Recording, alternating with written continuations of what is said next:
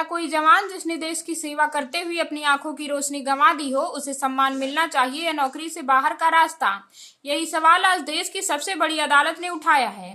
Supreme court ने एक ऐसे पूर्व सीआरपीएफ जवान के मामले में ऐतिहासिक फैसला सुनाया है जिसने ड्यूटी निभाते हुए अपनी दृष्टि खो दी, लेकिन मदद मिलने की बजाय उसे नौकरी से हटा दिया गया। अदालत ने न सिर्फ सीआरपीएफ की कार्यप्रणाली पर कड़ी टिप्पणी की, बल्कि 1 करोड़ 25 लाख रुपए का मुआवजा देने का भी आदेश दिया। आइए समझते हैं पूरा मामला। यह कहानी शुरू होती है साल 1985 से। एक व्यक्ति सीआरपीएफ में ड्राइवर के रूप में भर्ती होता है। वर्षों तक वह देश की सेवा करता है, लेकिन साल 1996 में ड्यूटी के दौरान उसकी आंखों में गंभीर बीमारी हो जाती है। मेडिकल जांच में पता चलता है कि उसकी एक आंख की रोशनी पूरी तरह जा चुकी है, जबकि दूसरी आंख की रोशनी भी काफी कमजोर हो गई है। इसके बाद सीआरपीएफ के मेडिकल बोर्ड ने उसे सेवा के लिए अस्थायी रूप से अयोग्य घोषित कर दिया। 11 मार्च 1998 को उसे नौकरी से हटा दिया गया। जवान का कहना था कि उसने देश की सेवा करते हुए अपनी दृष्टि खोई है, इसलिए उसे नौकरी से निकालने के बजाय कोई वैकल्पिक जिम्मेदारी दी जानी चाहिए थी। लेकिन ऐसा नहीं हुआ। यहीं से शुरू हुई कानूनी लड़ाई। पहले मामला हिमाचल प्रदेश हाईकोर्ट पहुंचा। हाईकोर्ट ने माना कि सीआरपीएफ ने दिव्यांगजन अधिकार कानून का उल्लंघन किया और जवान को सेवा में बनाए रखने के बजाय सीधे हटा दिया, जो कानून के खिलाफ था। हाईकोर्ट ने उसकी बहाली का आदेश दिया। सीआरपीएफ और केंद्र सरकार इस फैसले से सहमत नहीं हुए और मामला सुप्रीम कोर्ट पहुंच गया। लेकिन यहां भी सरकार को राहत नहीं मिली। सुप्रीम कोर्ट की 2 सदस्यीय पीठ न्यायमूर्ति दीपांकर दत्ता और न्यायमूर्ति आगस्टीन जॉर्ज मसीह ने सरकार की अपील खारिज कर दी।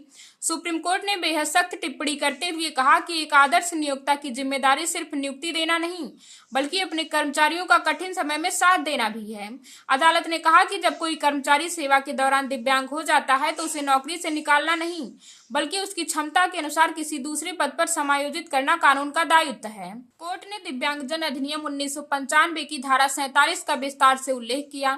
इस धारा के अनुसार यदि कोई सरकारी कर्मचारी सेवा के दौरान दिव्यांग हो जाता है तो उसे समान वेतन और सेवा लाभों के साथ किसी वैकल्पिक पद पर नियुक्त किया जाना चाहिए। यदि ऐसा पद उपलब्ध न हो तो उसके लिए अलग से एक सुपरन्यूमेरी यानी अतिरिक्त पद भी बनाया जा सकता है, लेकिन नौकरी समाप्त नहीं की जा सकती। सुनवाई के दौरान केंद्र सरकार ने दलील दी कि साल 2002 की एक अधिसूचना के तहत सीआरपीएफ के लड़ाकू कर्मियों को इस प्रावधान से छूट मिली थी, लेकिन सुप्रीम कोर्ट ने इस तर्क को भी खारिज कर दिया। अदालत ने कहा कि जिस जवान को 1998 में सेवा से हटाया गया, उस समय यह अधिसूचना अस्तित्व में ही नहीं थी, इसलिए इसे पीछे की तारीख से लागू नहीं किया जा सकता। हालांकि अब वह जवान सेवानिवृत्त की आयु पार कर चुके हैं, इसलिए कोर्ट ने उनकी बहाली का आदेश नहीं दिया। इसके बजाय अदालत ने उन्हें 1 करोड़ 25 लाख रुपए का मुआवजा देने का निर्देश दिया। इस राशि में बकाया वेतन, ब्याज और मुकदमे की लागत भी शामिल है। यह फैसला सिर्फ एक व्यक्ति के लिए राहत नहीं है, बल्कि उन हजारों सरकारी कर्मचारियों के लिए एक महत्वपूर्ण संदेश भी है जो सेवा के दौरान किसी दुर्घटना या बीमारी के कारण दिव्यांग हो जाते हैं। सुप्रीम कोर्ट ने स्पष्ट कर दिया है कि दिव्यांगता किसी कर्मचारी की गरिमा या उसके रोजगार का अंत नहीं हो सकती।